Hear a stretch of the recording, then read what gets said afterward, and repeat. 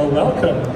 Hello. So, first and foremost, can we just give yourselves a brief introduction, where you're from, and we'll get ready to go? So my name is Chloe. I'm an 18-month trainee, so about halfway through my 3-year contract with PJCO, the UK QuickBooks Firm of the future. I'm Charlotte from Leeds. I'm an accounting manager of the business cloud team, and I specialise in cloud. I'm Alistair. I'm the head of public practice from Seed Recruitment based in London.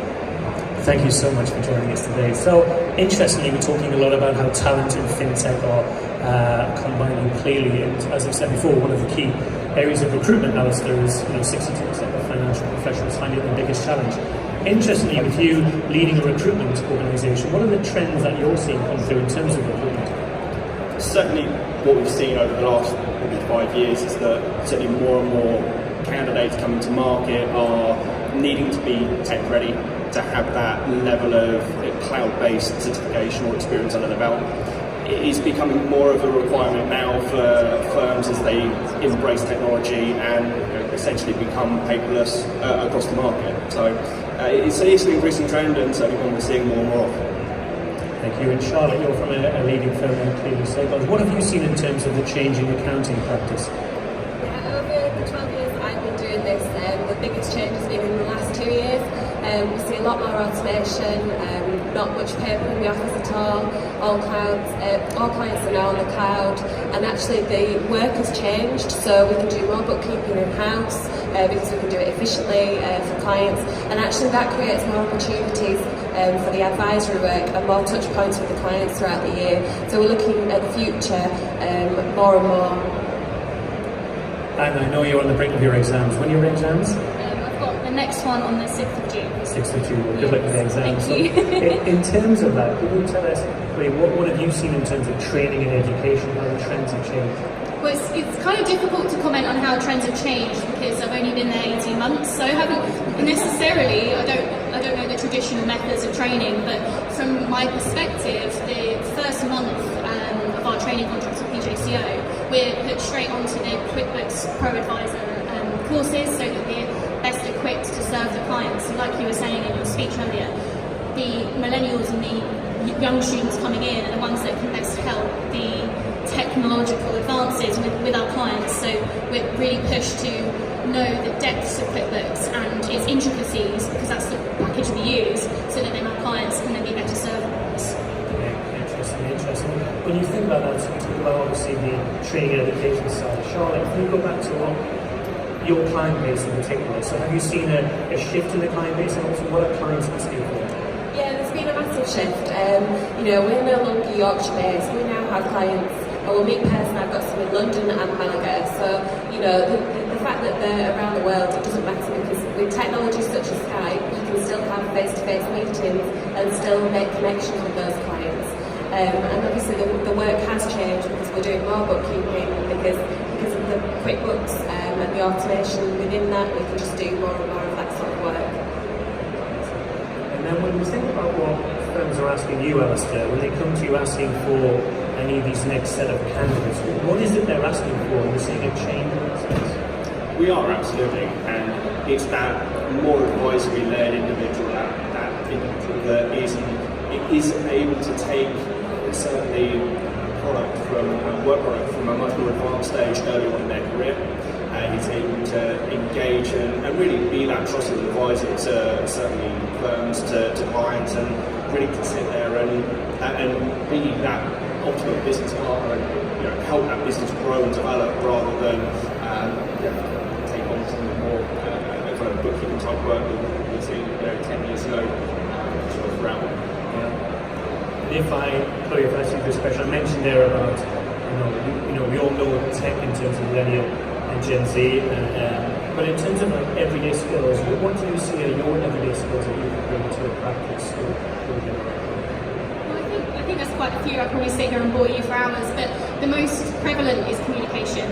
I think with this change we're going through, collaboration between the client, the colleague, and other accountancy practices is just going to become more and more important, because the advances in technology, you can never know everything, and you're never going to know everything because it's always evolving. But if you don't communicate about your own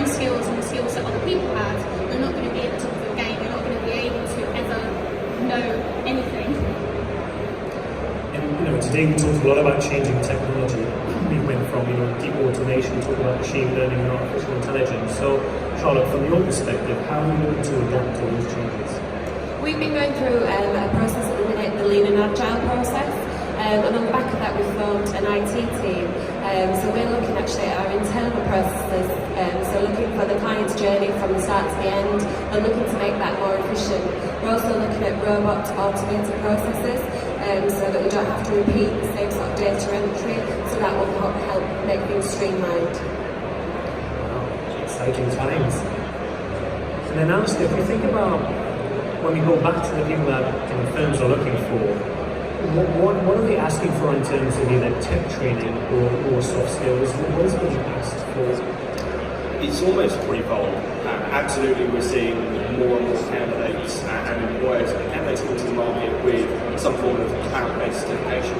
But the demand for that is certainly increasing. It's becoming more of a mandatory now than a nice to have.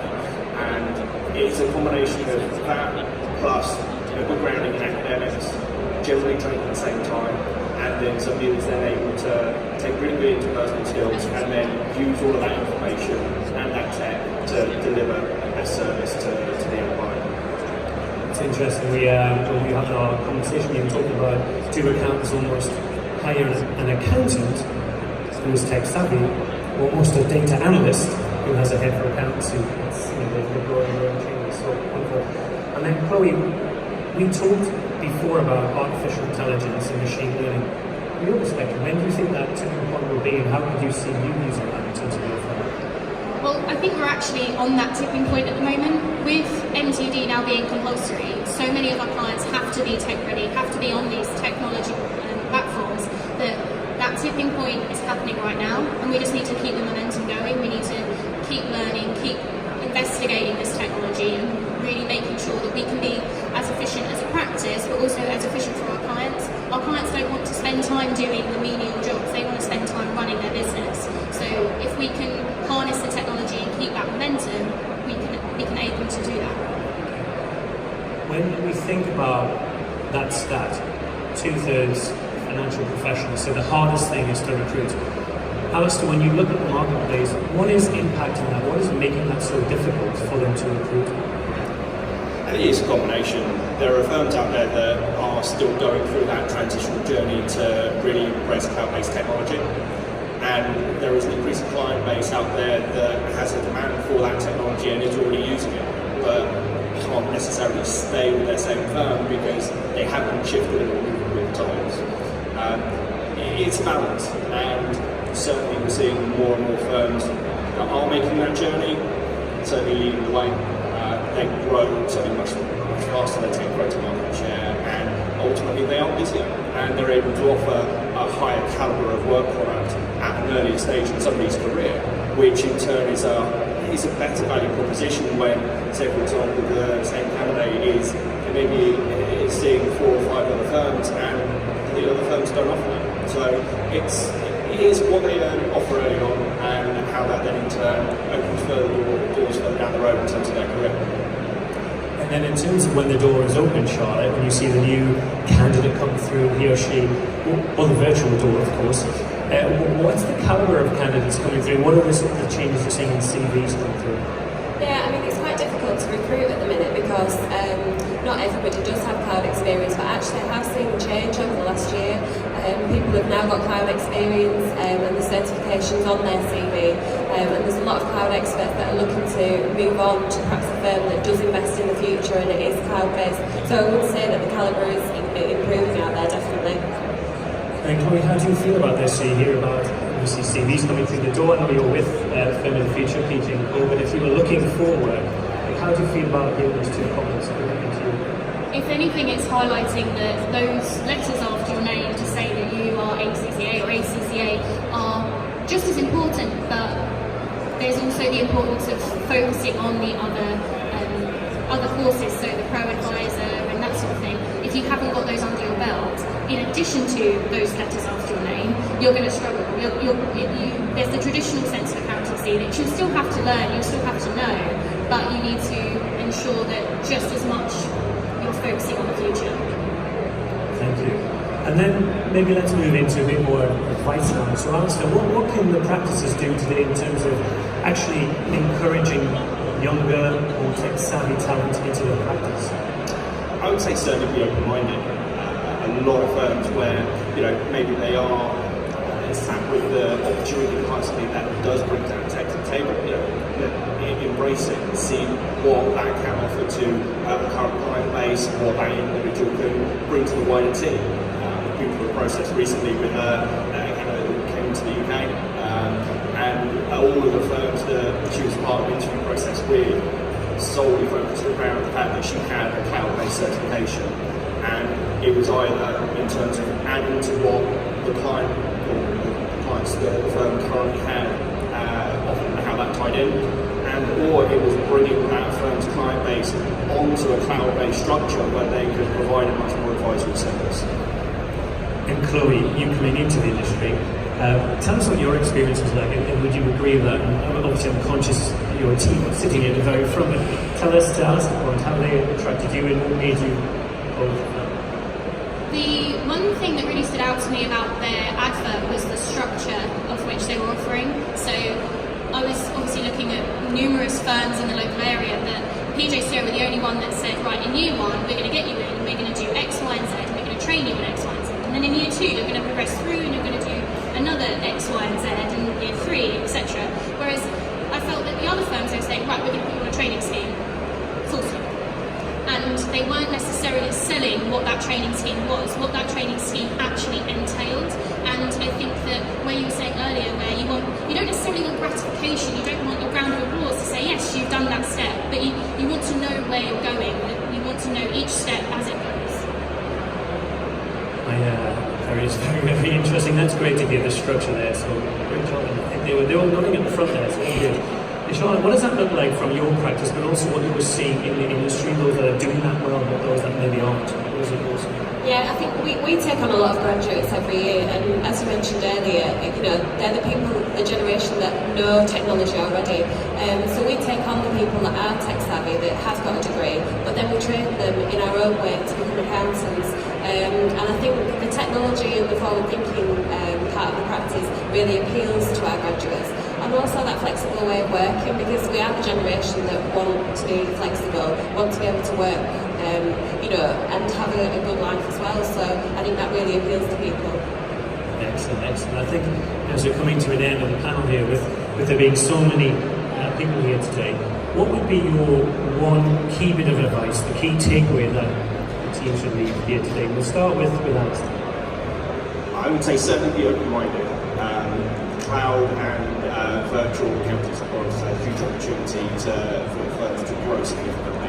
Now, that may mean shifting the dynamic in terms of talent that you've hired historically, but in turn that will then potentially open a plethora of opportunities for your firm to grow exponentially, not only beyond its current client base, but in terms of future opportunities as well. So my one piece of advice and takeaway would be open-minded and embrace technology for sure.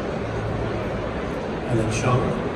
Yeah, I would say embrace the technology, keep up with the technology. It's changing every day, and you've got to be ahead of your competitors and understand what's happening. And also invest in the team. Take the time to have the staff to train them, and it will help you in the future. I think being determined and dedicated, and also asking for what you want, going out on days like today and looking at the apps and saying, well, this is the one that I want you to invest in me to go and look up for you. Thank you. It's fair to say I think the panel have been fantastic today, so I'd love to give them one more round of applause.